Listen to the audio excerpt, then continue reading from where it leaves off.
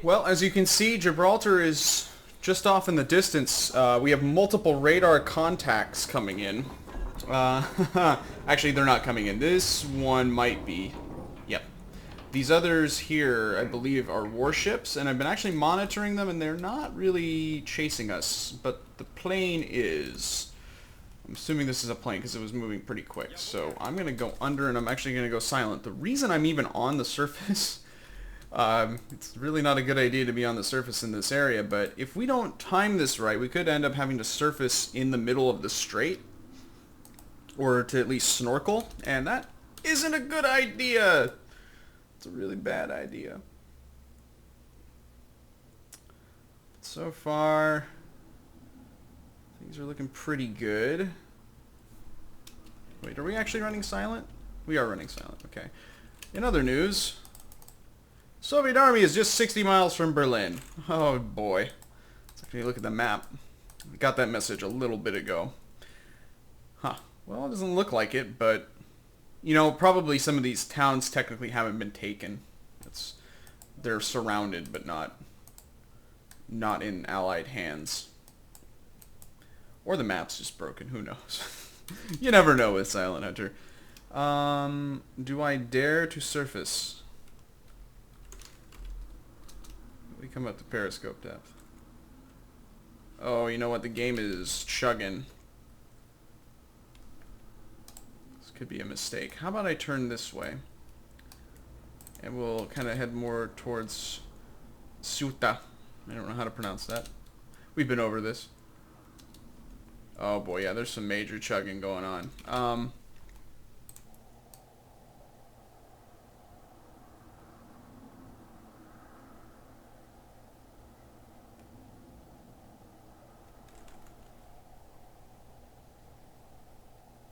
There's definitely something over there.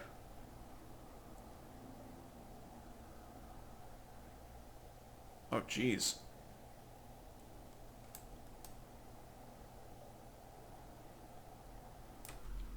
That's not good. That sounds like multiple signatures over here.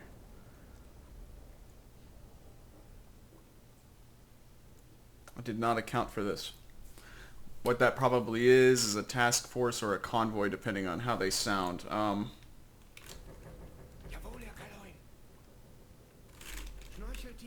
that's not what I needed.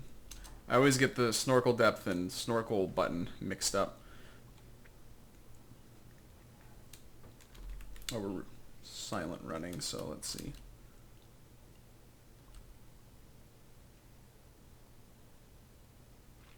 Are we recharging? Yes. Okay, put the snorkel down. Put the snorkel down, sir.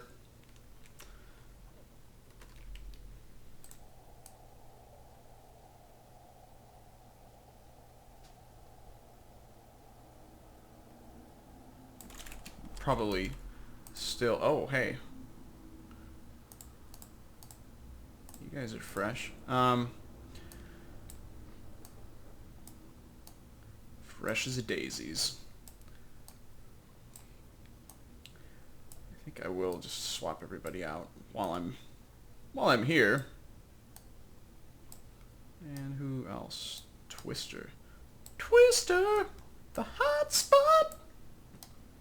On the color where it lands. Put your feet in hands. Okay.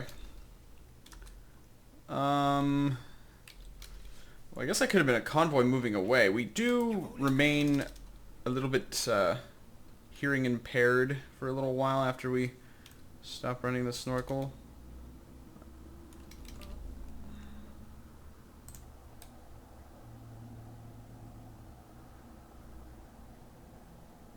That's definitely something.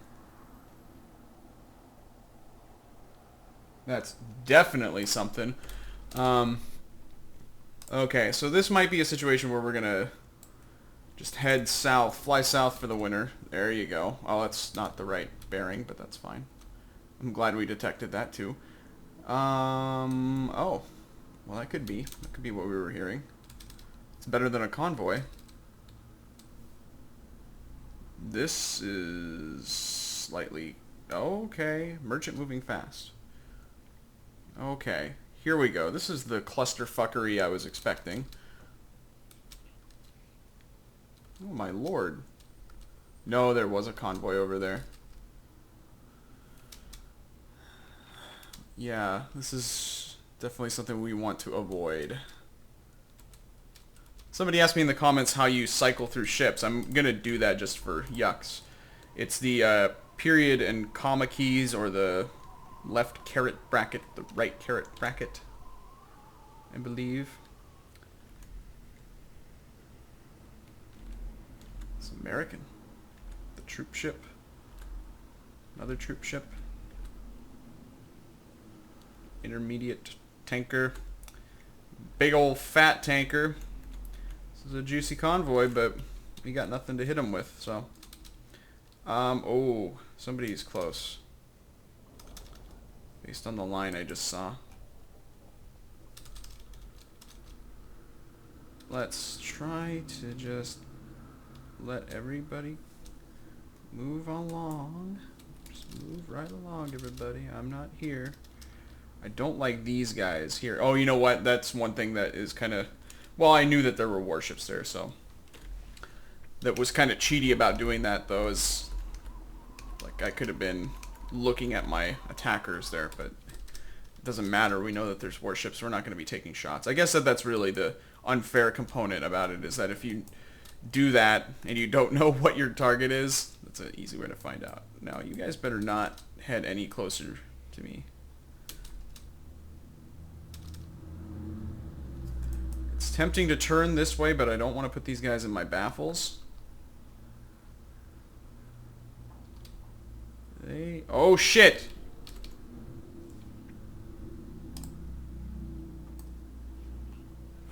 Fuck.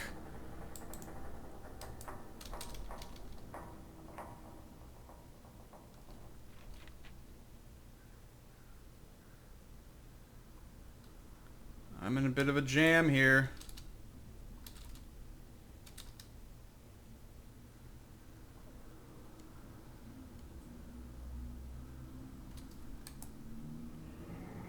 If we get... Oh, God.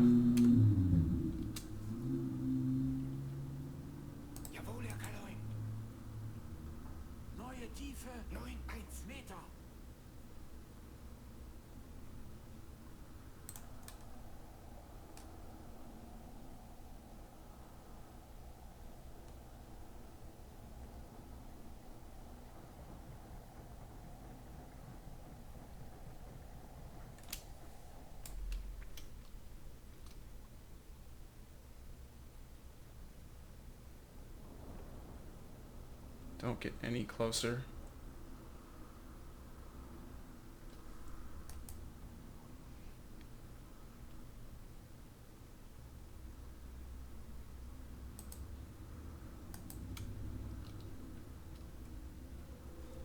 A lot of traffic in here. I should have taken a cab. Or maybe the subway. The subway. The subway would appear to be the wrong way in here. Okay, I think we're kind of out of the shit here. They will just automatically detect you if they get within about 100 or 1,000 meters of you.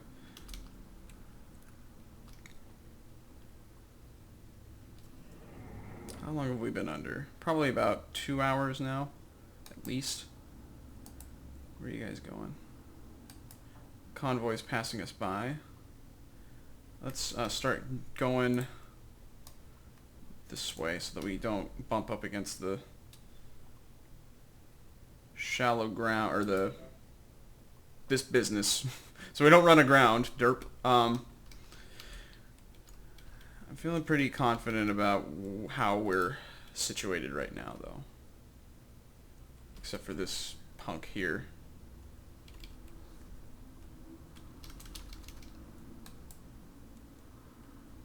Shit, yeah, he's coming right for our he's gonna intercept us. He's not intending to, probably, but he's pointed that way. This thing is of absolutely no use, by the way, because the watercolor just doesn't look the same as... See, look at that. There's just no way to actually look at this gradient and see what the depth is. I'm assuming we have enough depth if we kind of stay about like that. Oh no, that's not good. He's looking our... Oh man, I can't... I have to do like a barrel roll. Maybe I should try a somersault.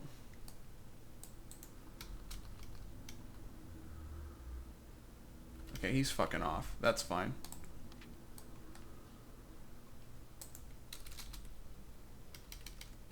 Nope, he's not. He's just on patrol there. It's not very convenient for me.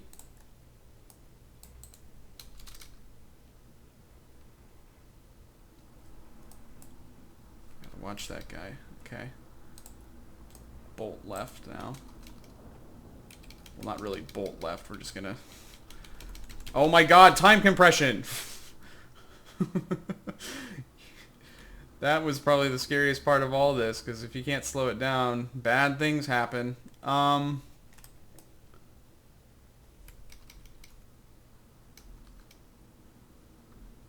all goes quiet, except for a little harbor boat there in Ceuta.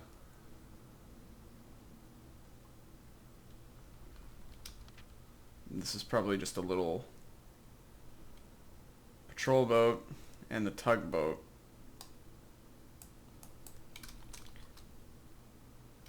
We've been under for quite a while now.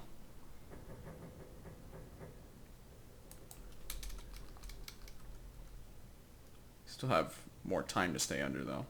We can definitely make it to the less horrible part of the strait here. Don't ever go to 512.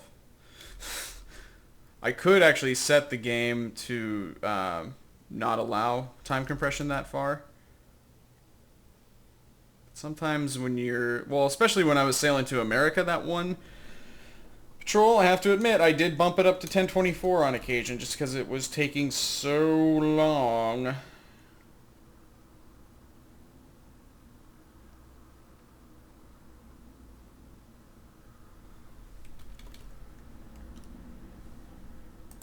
Clear my baffles. Crazy Ivan.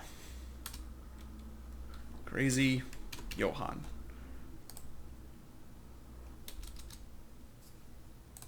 Okay, return to course. Schnorchel Tifa.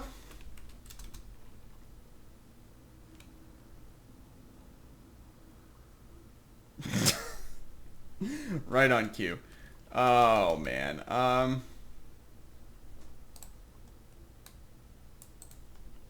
We will be heard if we recharge right now.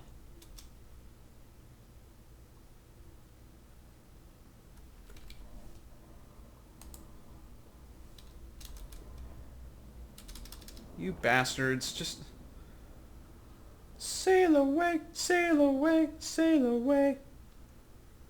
Thank you. Alright. Yep, just keep going. Okay.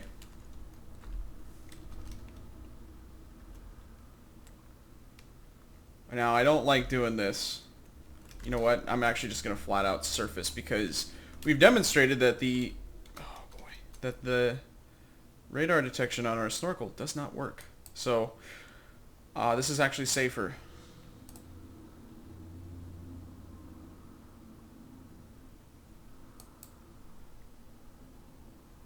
I think we got this. That's probably a plane. Yeah, that's a plane.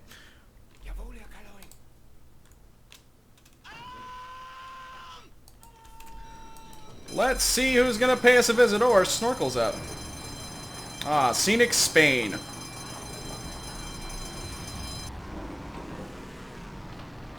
Okay. Put the snorkel down. That looks ridiculous. Well, we did get some recharge going, so that's good. And we also got to air out the boat. All those fear farts that accumulated. are now gone. A thing of the past. All right. Well, oh God, slow down. Ha ha. Ha ha. Ha ha.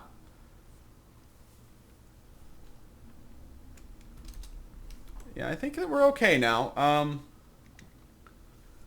Once we get into some wider ocean here, I'm gonna say that we're good. But yeah, that was a little bit dicey, a little bit chancy, a little bit.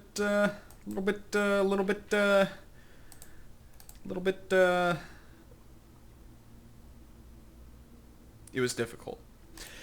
All right, so yeah, we're gonna cruise around underwater for a little bit, and then I'm gonna put us topside, get us some recharge going again. So we're not really out of the woods. Maybe I'll wait until this guy goes by. Yeah, he's just ambling around. He's just on a pleasure cruise. Okay, we'll let him sail by, and then I'm gonna put us on the surface probably about here, probably once we get to that marker. Oh, just as soon as I was about to say it's nighttime and things are looking pretty good for us, we get a radar signal.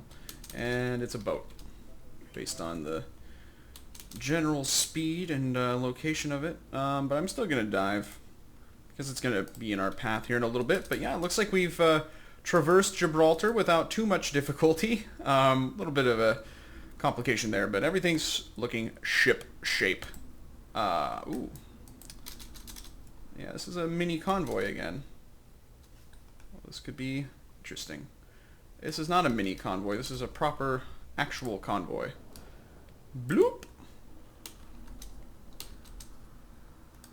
I'm probably heading into the strait.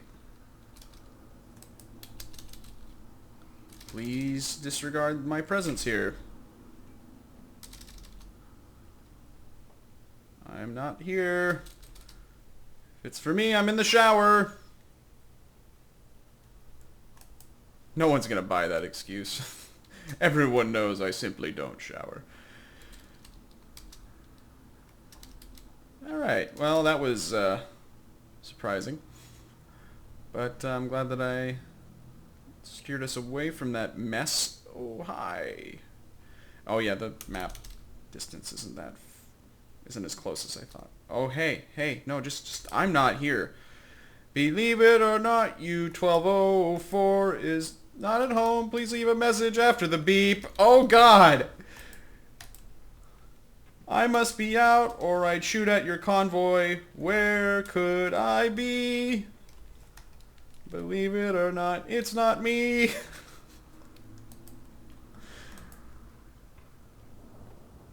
We're gonna turn that. Right? That was horrible for a lot of reasons. Oh no.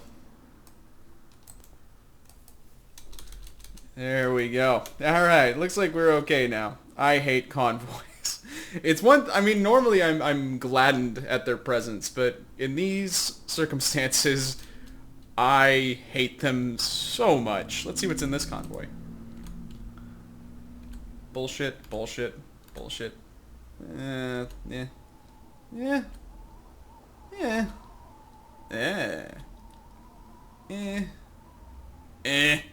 Okay. That's my nonverbal reactions to that convoy. Alright, they're gonna pass us by. Looks like we're doing okay. We'll press on. Huh. That's interesting. I got radar signals a little bit ago. From this direction, and I was about to dive, and then we get this icon. So whatever it was that was hitting us with radar either sank or crashed, probably the latter, I'm guessing. Not really sure how else to explain that. We have beautiful weather, so I can't really imagine the seas being too rough for a ship. I don't know.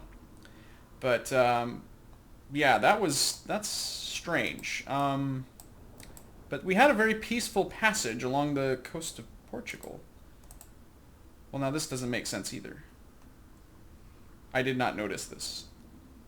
There's another icon like that down here, and I just noticed it now. I wonder if it was the same deal. We did have radar signals throughout our journey to the north, I guess I just didn't notice it when it happened here. Probably another plane that spawned underwater or something ridiculous like that. But yeah, I mean, we did have plane contacts as we sailed north. Always try to avoid those. I don't really stick around to figure out what's actually hitting us with radar, so well, that's weird. Kind of throws me off. But in any event, we're off the coast of Ireland. We're heading home. We're actually very close to home at this point. Let's actually do the math, the arithmetic. Yeah, that's not far at all. 140 hours. So we have a little bit. We have about 6 days. Is that right? 6 days, I think, until we are home. Okay. Now we got more radar signals. Maybe this one will crash into the ocean too. Nope. Okay, we better dive. It's February 9th, so that would put us in port probably about the 16th, to be honest. We'll have to spend some time underwater, so that'll bump out our estimate a little bit.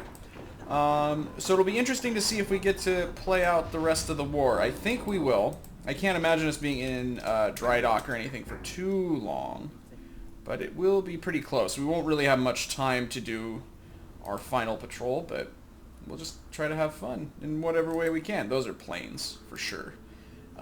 When you have two signals like that, one of which that I was able to detect was moving pretty quickly, you're almost guaranteed for that to be a plane. Let's actually see if we can see them. Nope.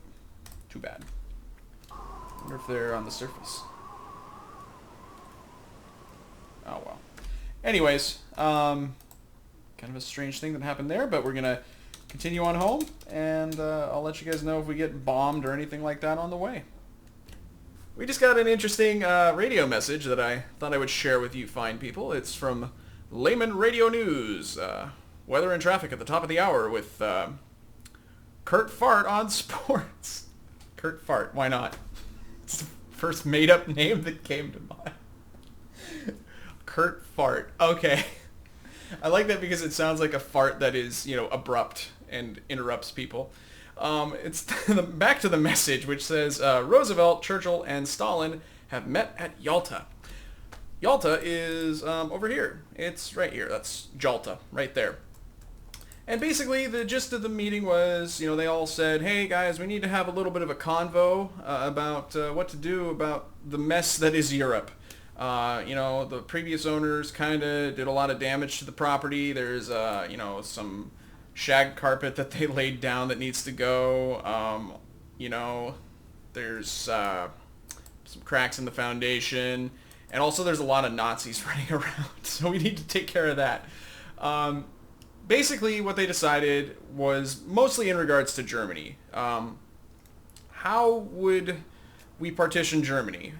They all had different ideas, but eventually what, of course, was settled on was basically there being a West Germany and an East Germany. East Germany being under the control of the Russians, the western part being under the control of the British, the Americans, and the French.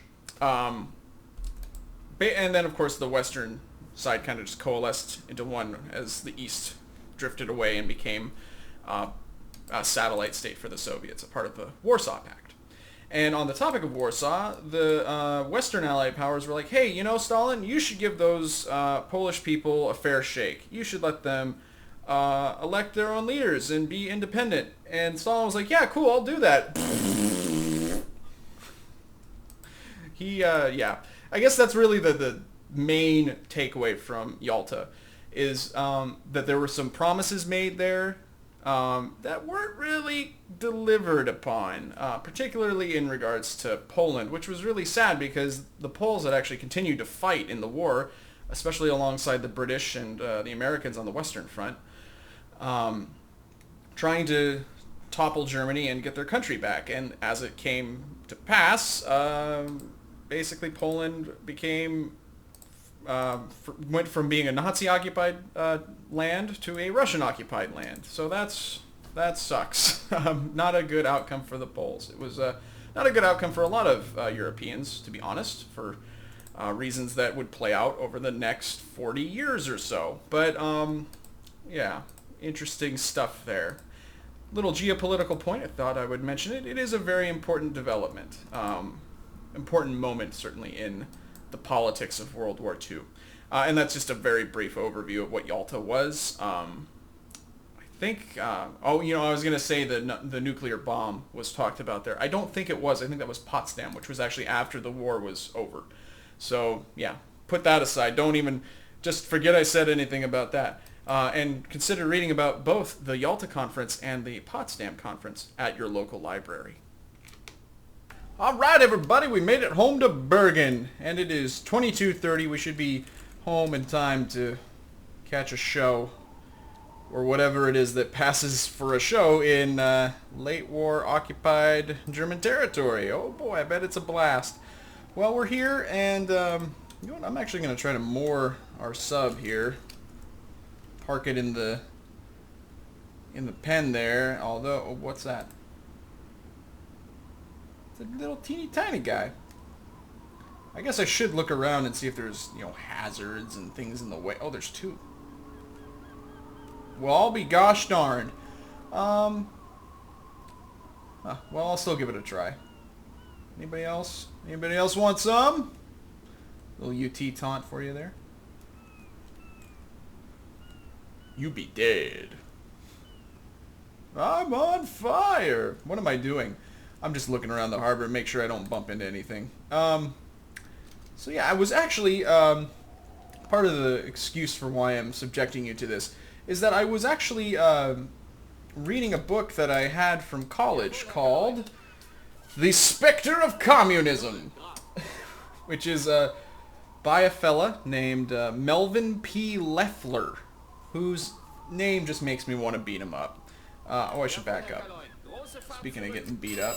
Hey guys, what's up? I'm not going to run into the harbor wall here. Or will I? Maybe I will. Oh boy. Let's not do that. Anyways, Melvin P. Leffler wrote this book, and it talks a little bit more about the Yalta Conference. It's not extensively about the Yalta Conference, but it basically, one of the other side effects of Yalta that I forgot to mention was that it kind of gave the Republican Party something to bludgeon the Democrats with forever, basically. Because Franklin Roosevelt, I'm a history major, how could I do that? Franklin Roosevelt... God. He, let's put that behind us. He, is there any way to put that behind us? I don't know. He, Franklin Roosevelt, wanted to, I don't want to say that he wanted to be buddies with Stalin, but he wanted to have a good post-war relationship with him because he recognized that Russia was pretty powerful and he didn't want to have a new enemy, basically. So he was... probably, along with Churchill, probably more conciliatory and gave him too good of a deal. He was like, yeah, you're going to give Poland some elections, right? And you're not going to take any of their land, right? Any of their pre-war borders? They're going to stay the same and everything? And Stalin was like, yep, I'm totally going to do that. You can take that to the bank. Because we have lots of banks in... wait. No, I want to go the other way. Oh boy. Am I doing this right? I'm not doing this right. There we go. Anyways, so the end result of Yalta was that Russia came away with a little bit more power than they probably would have had FDR been a little bit more stern with them and said, listen, fucker, you're not gonna dick these Poles around. I don't know if it would have made a big difference if he had resorted to crass language like that. I think he kind of underestimated how insecure Stalin was, because Stalin was probably a little bit more willing to accept sterner terms, being, you know, kind of insecure about the state of the Russian state. There were actually rebellions occurring across Russia, and he just, you know, was generally kind of a paranoid guy. Didn't really think that his position was ever secure, and had Roosevelt known that, he could have played to that. But that's probably more than he knew. Well, obviously was, because he would probably not have made the deal that he did with Stalin had he known that. But anyways, but yeah, it kind of gave that. My point here is that the Republicans were able to basically forever bludgeon the Democrats for being soft on communism as a result of that. That's one of the elements, anyways, because they gave Stalin such a sweet deal at Yalta, basically.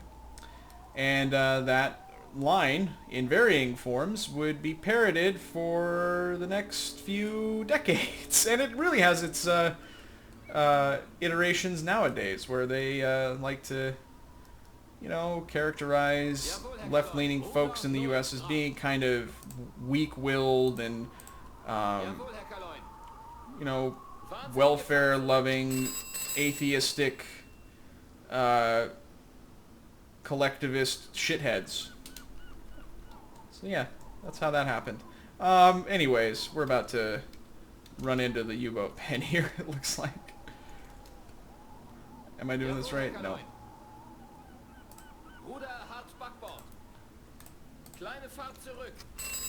We're gonna have to... Oh boy. I'm doing it wrong. I have to always look the other way.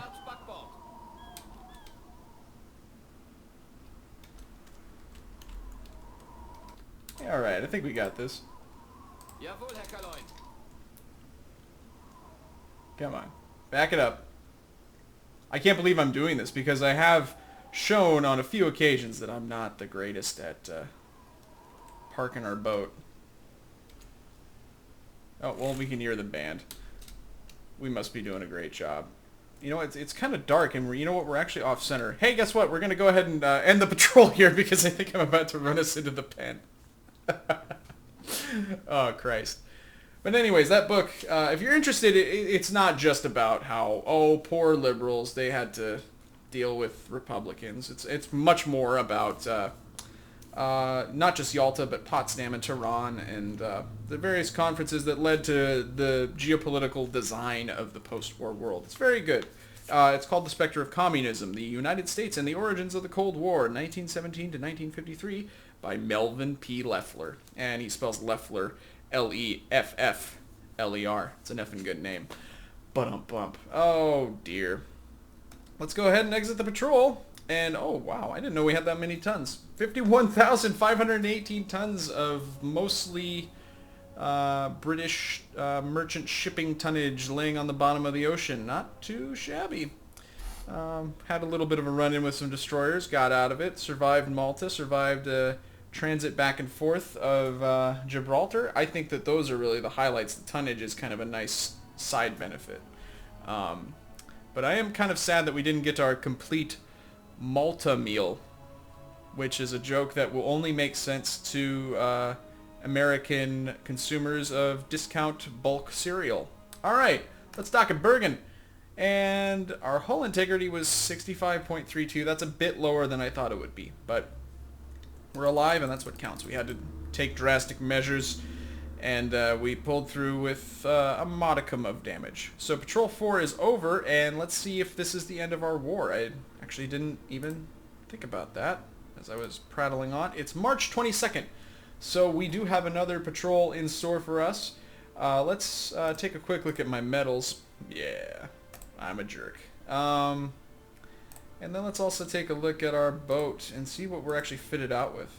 Oh, we've got some decent torpedoes. We've actually got a few Type 5s. It's actually more than we're normally kitted out. Oh, wow, we've actually got several. Oh, boy. Well, that's a pretty beefy armament for our final patrol. I might tweak that a little bit, but we'll see. But altogether, pretty happy with how things are going. Pretty happy that we'll be able to do one last patrol together as a family. Alright, you guys, I will see you guys next time on another edition of Let's Play Silent Hunter 3 again. See you later.